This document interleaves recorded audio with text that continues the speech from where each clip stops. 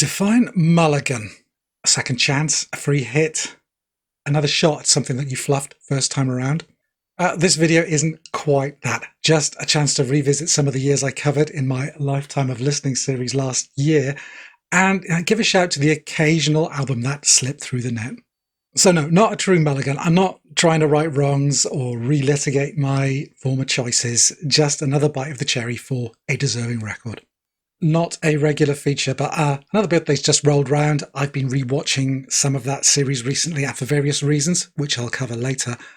This album, Simple Minds' 1982 release, New Gold Dream 81, 82, 83, 84, has been living in my stereo for the past few months.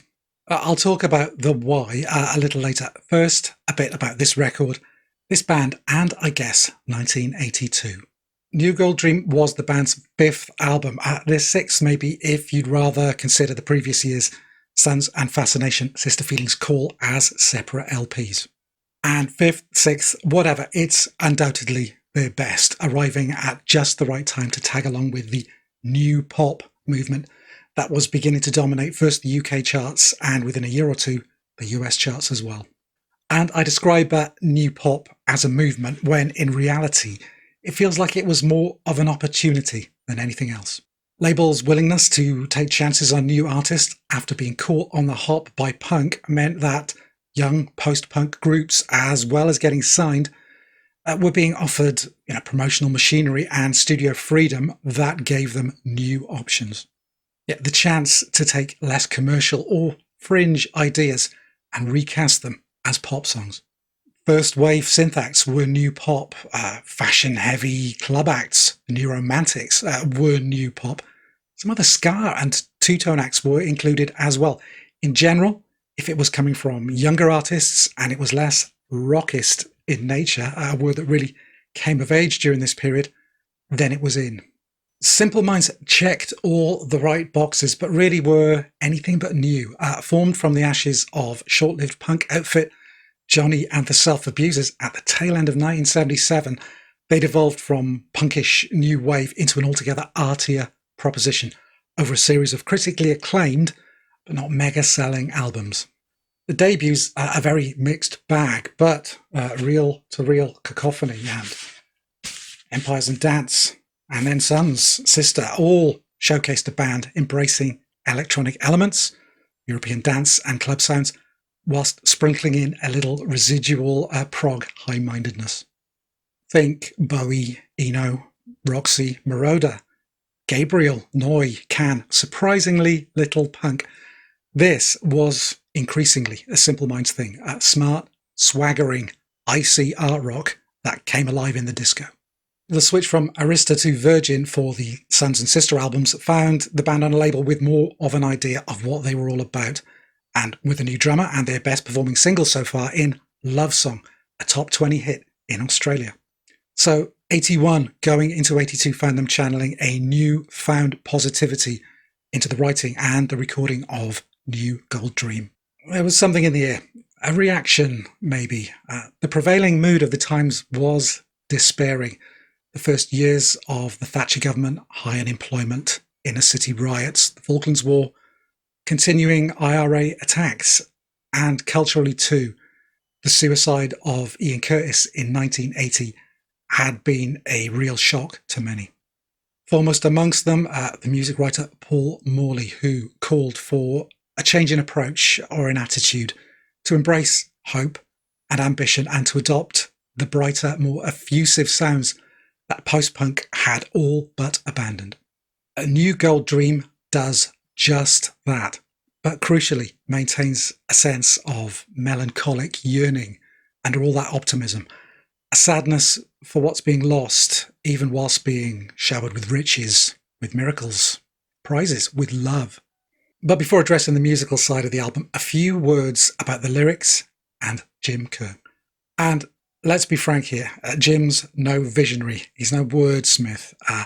He'd go on to drop numerous heavy-handed clunkers over the years, but he knows the power of a good hook. An ear grabber.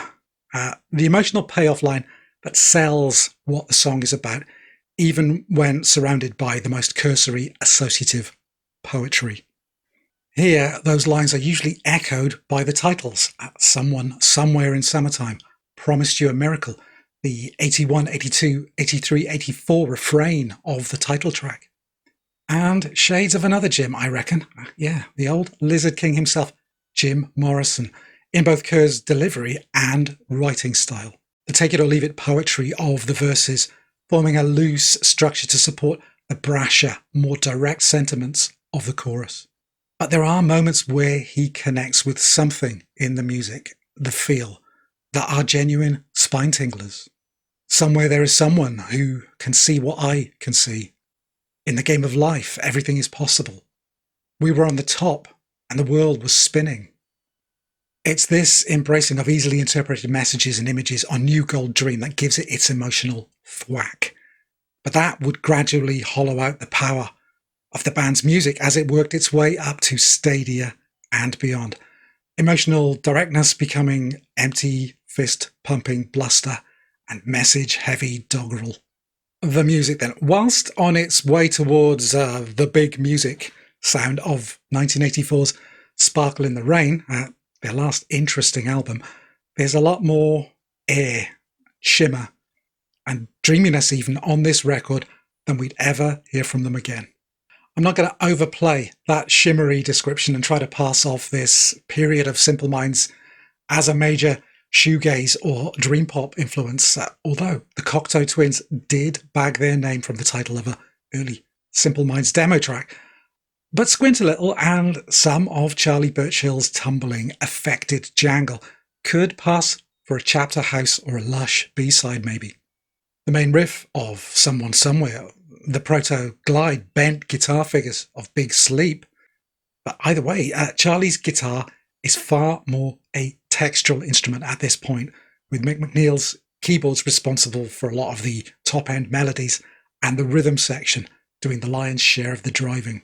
Which brings me nicely onto the band's MVP at this point in time, the amazing Derek Forbes on bass. New Gold Dream is an absolute masterclass of bass as primary compositional tool, which, given the 80s reputation for reducing the instrument to novelty, pop and slap, jazz funk, nightmare fuel, makes it a record of the period to be cherished. He'd done the maddening metronomic thing on previous records, check Empires and Dance for starters, but here he lets rip with a mixture of rippling prog fluidity and supple, subdued funk. Highlights are many. There's the bubbling bumblebee in a lampshade bass line of the title track, the twisty melodicism on Glittering Prize, the bouncy propulsion of Colours Fly and Catherine Wheel. Heck, he even manages the almost impossible task of making fretless bass sound good on the glorious instrumental number Somebody Up There Likes You. I know suggesting you revisit an album just to take in one instrument's contribution is an impossibly muso-type move, but please do so anyway. Derek was sacked from the band at the precise moment their music started to whiff. So draw your own conclusions, but Simple Minds' loss was propaganda's gain. Derek playing with them well into the 90s. And whilst talking bass and mentioning the F word, yes, I mean funk, listening back to New Gold Dream is a long overdue reminder of their mixture of clubland disco influences, which they ditched on the way to becoming stadium fillers. The source material for the album's big single, Promised You a Miracle, a top 20 hit in the UK, was an obscure 1981 disco 12-inch from Bad Girls called Two Through, a ridiculously funky underground club hit featuring Jocelyn Brown on lead vocal.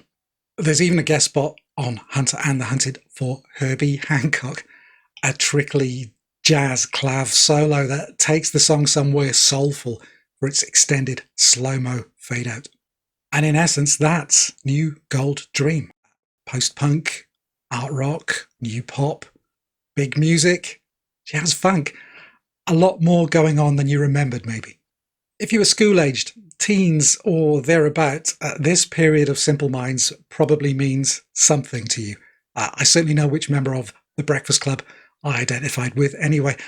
But yeah, a cautionary tale. A lot of bands' heads got turned by U2's direction of travel at this time, which in Simple Minds' case is coloured by a little more irony than most. So it goes, apparently. U2 loved New Gold Dream, and the atmosphere and feel of it was a big inspiration for 1984's The Unforgettable Fire. So strange then that as Simple Minds went full Bono, never go full Bono, think dreadful numbers like Belfast Child, U2 were harking back to the club and European dance-influenced music that Simple Minds had championed all for their big 90s reinvention. So, albums like Achtung Baby, Zooropa. Yeah, a complete switcheroo. Talk about not reading the room, eh? But anyway, at the time, new pop began to get more self-conscious. There were edgy follow-up albums from Human League, ABC, rock, activism, and Live Aid were, looming. The politics of the time just got too big, too destructive to ignore anymore. Just to remind you, my 1982 lifetime choice was Haircut 100. All bongos and cardigans, and then gone. For Simple Minds, though, their best year, and certainly their last year as a band you could feel ownership of, rather than the other way around. Yeah, that year, 82 going into 83, was my last year at junior school, and despite some very hard times in the playground, I had the most amazing and inspirational school teacher. So when I listen to New Gold Dream now, it bottles that childhood feeling of hope, of potential, of facing change, and of things being a bit scary and a bit sad at the same time. Yeah, 1982 feels like a year where the light of the music balanced out the darkness of both the wider world and the problems I face myself. So why have I been reaching for New Gold Dream all over again of late? Well, maybe it's that the darkness that seems to be engulfing the world right now needs something to balance it out. And a dream, even if it's not so new anymore, feels like the best we can do right now. Here's hoping, anyway. I have to say, I've been on a bit of a new pop tip of late. And yeah, this one just grabbed me all over again. How do you feel about New Gold Dream then? And also, what do you think about right now? Do we need big, shiny pop, or are we just completely past that? Let's talk about it down below the line. As ever, thanks for getting to this point, the end of the video. Yeah, please think about giving this video a like if you've enjoyed it. And why not subscribe if you haven't done so already?